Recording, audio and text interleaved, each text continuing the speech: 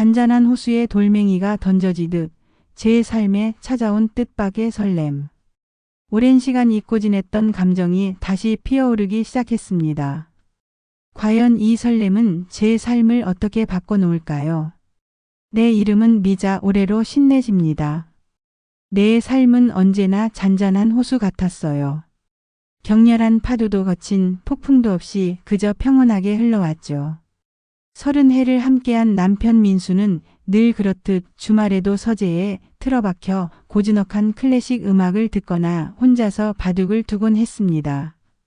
그의 세계는 고요하고 질서정연했어요. 그리고 나는 그 세계의 일부였죠. 안정적이라는 말은 어쩌면 지루하다는 말의 다른 표현일지도 모릅니다. 우리는 서로에게 익숙했고 편안했으며 더 이상 어떤 특별한 감정도 교환하지 않는 관계가 되어 있었습니다. 부부라기보다는 함께 사는 동거인에 가까웠다고 할까요? 민수는 한때 열정적인 청년이었어요. 꼼꼼하고 계획적인 성격 덕분에 대학 졸업 후 대기업에 입사해 빠르게 승진했고 나는 그런 그의 든든함에 기댔습니다. 하지만 결혼 10년이 지나자 그의 열정은 일과 취미생활로만 향했고 나와의 관계는 점차 사무적인 것으로 변해갔죠. 그는 언제나 옳고 나는 언제나 그의 그림자였습니다. 그러던 어느 날 내 평온한 호수에 작은 돌멩이 하나가 던져졌습니다. 휴대폰 액정에 뜬 낯선 이름, 그러나 너무나 익숙한 그 이름. 태호. 대학 시절 내 전부였던 첫사랑. 당시 태호는 늘 기타를 메고 다니며 캠퍼스의 낭만을 노래하던 자유로운 영혼이었습니다. 즉흥적이고 유쾌하며 무엇보다 사람을 끌어당기는 매력이 넘쳤죠. 그는 나와 정반대였습니다. 나는 계획하고 태호는 충동적으로 행동했습니다. 나는 걱정하고 태호는 일단 해보자 고 외쳤죠. 그런 우리가 서로에게 끌렸던 건 어쩌면 당연한 일이었을지도 모릅니다. 그의 옆에 있으면 세상 모든 것이 즐거워 보였고 나는 그의 에너지에 물들어 살아있는 기분을 만끽했습니다. 하지만 그의 자유분방함은 결국 우리 사이를 멀어지게 만들었습니다. 졸업 후 태호는 세계 여행을 떠났고 나는 현실적인 선택지였던 민수와 결혼했습니다. 태호는 졸업 후에도 여러 사업을 시도하며 파란만장한 삶을 살았다고 들었습니다. 몇 번의 성공과 실패를 겪으며 여전히 자유롭지만 이제는 노련함까지 갖춘 중년 남성이 되어 있었죠. 미자야, 잘 지내지? 갑자기 연락해서 미안한데 혹시 제주도 여행 같이 갈 사람 없으면 나랑 갈래? 혼자 가려니 좀 심심해서. 문자를 읽는 손끝이 미세하게 떨렸습니다. 가슴 속에서 잊고 지내던 감정들이 스멀스멀 피어오르는 것 같았습니다. 동창회에서 몇 번 마주친 적은 있었지만 깊은 이야기는 나눌 수 없었습니다. 스쳐 지나가는 인사에 그쳤을 뿐이죠. 그런 그가 나에게 함께 여행을 가자고? 54세 내가, 유부녀인 내가 첫사랑과의 여행이라니. 며칠 밤낮을 뒤척였습니다. 내가 왜 이런 말도 안 되는 제안에 흔들리는 거지? 이건 명백히 잘못된 일이야. 수없이 스스로를 다그쳤지만 동시에 마음속 깊은 곳에서는 잊었던 설렘이 고개를 들었습니다. 죄책감과 기대감이 팽팽하게 맞섰습니다. 딸 은지는 한창 취업 준비 중이라 바빴고 아들 준우는 외국에 나가 있었습니다. 남편 민수는 늘 그렇듯 자신의 루틴에서 한치도 벗어나지 않았습니다. 그의 무심함은 나의 일탈을 부추기는 듯 했습니다. 결국 나는 태호에게 답장을 보냈습니다. 손가락이 떨렸지만 주저하지 않았습니다. 응, 태호야. 좋아. 같이 가자. 전송 버튼을 누르는 순간 나는 내가 꽁꽁 묶어두었던 판도라의 상자를 열어버렸음을 직감했습니다. 그 상자 안에는 젊은 날의 열정, 자유로움, 그리고 어쩌면 잊고 싶었던 여자 미자의 모습이 기다리고 있을지도 모른다는 막연한 기대감이 피어올랐습니다. 제주 공항에서 태호를 만났습니다.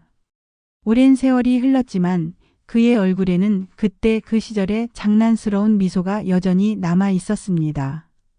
오히려 흰머리가 군데군데 보이고 눈가에 깊어진 주름이 그의 삶의 흔적을 말해주는 듯 했습니다. 어색할 것이라 생각했지만 그의 익숙한 유쾌함에 나는 금세 긴장을 풀었습니다. 우리는 서로의 안부를 묻고 어릴 적 별명으로 부르며 과거로 돌아간 듯 대화를 이어갔습니다. 렌터카에 몸을 싣고 해안도로를 달렸습니다. 창밖으로는 푸른 바다가 끝없이 펼쳐져 있었고 파도는 연신 하얀 포마를 뿜어냈습니다. 익숙한 남편이 아닌 다른 남자와의 여행이라는 사실이 새삼 실감나는 순간이었습니다. 민수와는 단 한 번도 이런 식으로 여행을 와본 적이 없었습니다. 우리는 늘 계획된 틀 안에서 움직였으니까요. 첫날 우리는 서귀포의 작은 게스트하우스에 짐을 풀었습니다. 방은 각자 따로 예약했지만 벽 하나를 사이에 두고 있다는 사실만으로도 묘한 긴장감이 온몸을 감쌌습니다. 민수와의 잠자리도 더 이상 설레지 않는 의무감의 연속이었는데 태호의 존재만으로도 심장이 이렇게 쿵쾅거릴 수 있다니. 저녁 식사는 흑돼지 전문점이었어요. 태호는 능숙하게 고기를 구우며 4잔의 소주를 채워주었습니다. 그의 손놀림은 거침없었고 나는 그저 바라만 보아도 편안했습니다. 술잔이 오가는 사이 우리는 대학 시절의 추억을 이야기하며 깔깔거렸습니다. 그 시절에 우리는 미래를 꿈꾸고 서로에게 모든 것을 털어놓던 순수한 연인이었습니다. 나는 마치 시간을 거슬러 20살의 미자로 돌아간 듯한 착각에 빠져들었습니다. 미자야, 넌 여전히 예쁘다. 민수 씨가 너 같은 사람을 차지했으니 복 받았지. 태호의 솔직한 칭찬에 내 뺨이 화끈거렸습니다. 남편에게서는 들어본 지 오래된 말이었죠. 민수는 결혼 후 나를 그저 아내이자 엄마로만 보았습니다. 그의 시선에는 더 이상 여자 미자가 없었습니다. 하지만 태호는 나를 여자로 대해 주었습니다. 그의 눈빛은 다정했고 그의 칭찬은 진심으로 느껴졌습니다. 그 시선이 내 메마른 감성에 단비처럼 스며들었습니다. 나는 어색하게 웃으며 술잔을 기울였습니다. 다음 날 우리는 우도를 찾았습니다. 하얀 모래사장과 에메랄드빛 바다는 그 자체로 한 폭의 그림 같았습니다. 태호는 미자, 너 이거 타봤어? 라며 아이처럼 신나했고 우리는 ATV를 타고 섬을 누비며 바람을 가르는 짜릿함을 만끽했습니다. 태우는 내가 조금이라도 불편해 보이면 먼저 나서서 도와주었고 내 표정 하나하나에 세심하게 반응했습니다. 손을 내밀어 일으켜 주거나 높은 곳에서 내려올 때 내 어깨를 잡아주었죠. 그런 그의 배려심은 나를 더욱 편안하고 안정적으로 만들었습니다. 셋째 날에는 올레길을 함께 걸었습니다. 숲길을 걸으며 우리는 더 깊은 대화를 나누었습니다. 태우는 자신이 세계 곳곳을 여행하며 겪었던 이야기들을 들려주었고 나는 숨죽여 그의 모험담을 들었습니다. 그의 삶은 내 삶과는 너무나도 달랐습니다. 나는 항상 안정적인 테두리 안에서만 살아왔는데 그는 끊임없이 새로운 도전을 하고 실패를 두려워하지 않았습니다. 미자야, 너는 아직도 하고 싶은 거 많잖아. 왜 다 묻어두고 살아? 그의 질문에 나는 대답할 수 없었습니다. 나는 정말 오랫동안 나 자신에게 그런 질문을 던져본 적이 없었으니까요. 미자야, 나 정말 오랜만에 이렇게 웃는 것 같아. 나는 진심으로 말했습니다. 마음속 깊은 곳에서 울컥하는 감정이 치밀어 올랐습니다. 그래? 그럼 됐어. 내가 즐거우면 나도 좋다. 태우는 대수롭지 않게 말하며 내 머리를 부드럽게 쓰다듬었습니다. 그의 손길은 따뜻했고 나는 나도 모르게 그 온기에 기대고 싶다는 충동을 느꼈습니다. 낯선 곳에서 낯선 사람 물론 첫사랑이지만과 함께 있다는 이 사실 자체가 나에게는 해방감이었다. 남편에게서는 한 번도 느껴보지 못했던 감정들이었죠. 밤이 깊어지자 제주도의 밤은 더욱 짙어졌습니다. 우리는 게스트하우스 근처 작은 포장마차에서 다시 만났습니다. 해산물 모듬에 소주 한 잔을 기울이며 우리는 더욱 솔직한 이야기를 나누기 시작했습니다. 태우는 자신의 힘들었던 사업 이야기, 그리고 그 과정에서 겪었던 외로움을 털어놓았습니다. 나는 그의 이야기에 진심으로 공감했습니다. 나의 결혼 생활도 겉으로는 평온했지만 그 안에는 나만의 깊은 외로움이 자리 잡고 있었으니까요. 어느새 술기운이 올라 얼굴이 후끈거렸습니다. 태호는 내 손을 잡고 눈을 맞췄습니다. 그의 눈빛은 맑고 흔들림이 없었지만 그 안에 담긴 열기는 나를 숨막히게 했습니다. 미자야, 우리 그때 왜 헤어졌을까?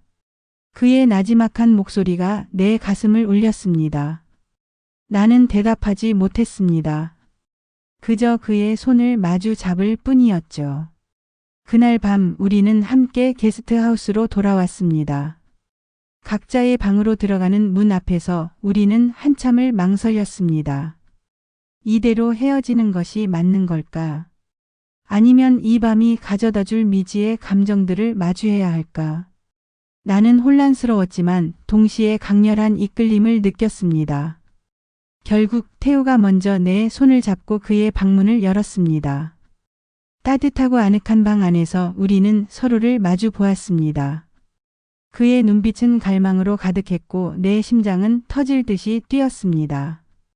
우리는 더 이상 아무 말도 하지 않았습니다.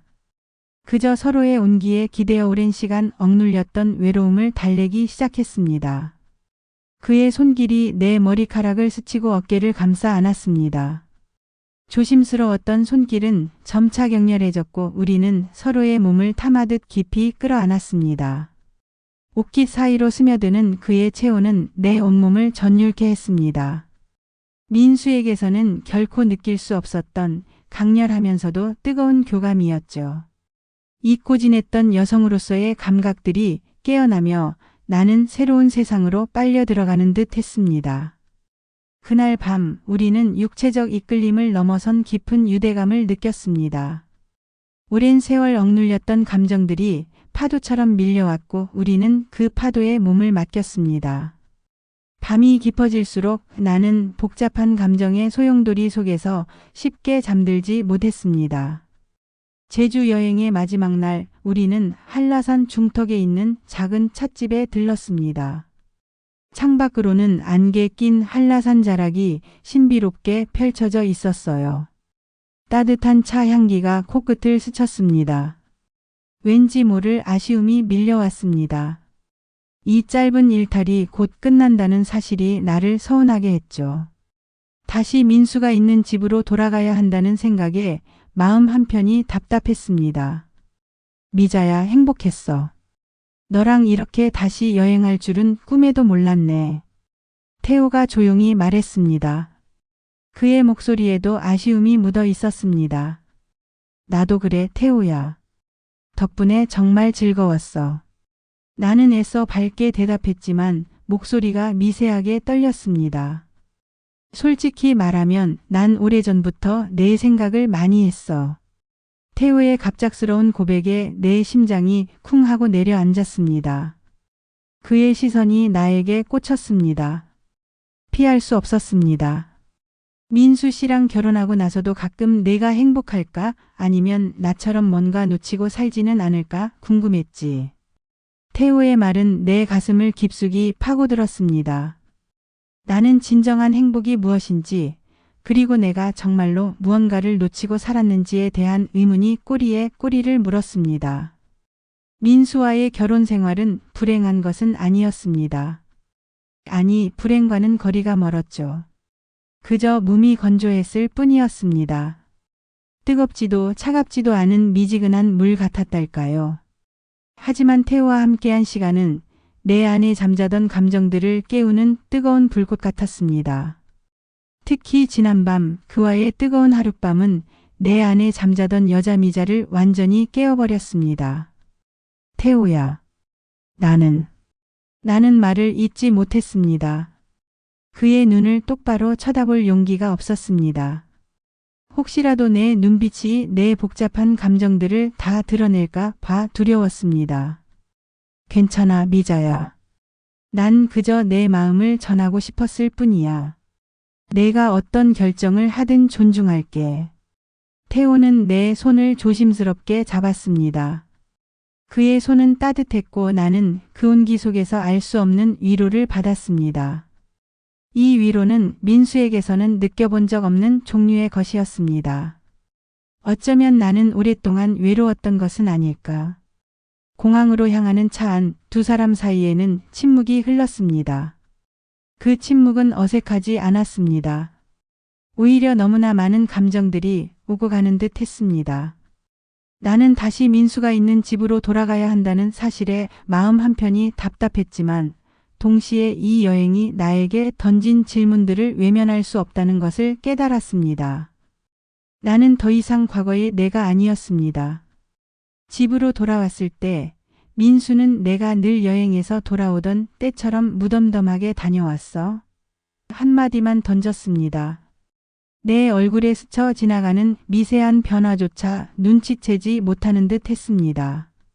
나는 차마 태우와의 여행 이야기를 꺼낼 수 없었습니다.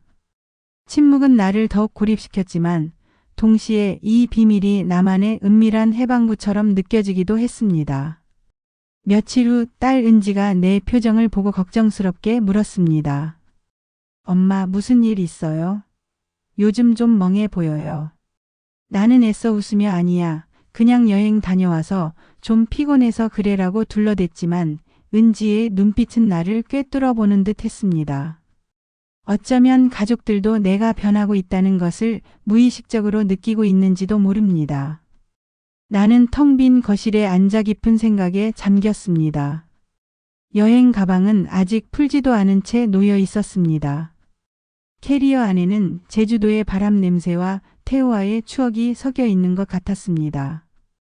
과연 이 짧은 일탈은 그저 한여름 밤의 꿈처럼 잊혀질까?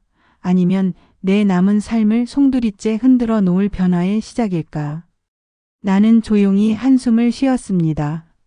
54세 나이에 이런 감정들을 느끼게 될 줄은 상상도 못했습니다. 오랜만에 살아있음을 느끼게 해준 이 감정들을 어떻게 해야 할지 나는 아직 알 수 없었습니다. 다만 한 가지 확실한 것은 나는 이제 더 이상 예전의 미자가 아니라는 사실이었습니다. 나는 변화하고 있었습니다. 내 안에 어떤 벽이 허물어지고 있었고 그 균열 사이로 새로운 빛이 스며들고 있었습니다. 이 빛이 나를 어디로 이끌지 나는 두려움 반, 기대감 반으로 그 빛을 응시했습니다. 나의 두 번째 삶이 시작되고 있는 걸까요? 이후 태우에게서 가끔 안부 문자가 왔습니다. 그는 내게 아무것도 요구하지 않았지만 그의 존재만으로도 나는 다시 살아 숨쉬는 기분을 느꼈습니다. 나는 답장을 보낼 때마다 망설였지만 결국 그의 연락을 끊을 수는 없었습니다. 이 관계가 어디로 흘러갈지 나는 알 수 없었습니다. 그저 현재의 감정에 충실하고 싶었습니다. 여러분은 인생의 갈림길에 섰을 때 어떤 선택을 하시겠어요?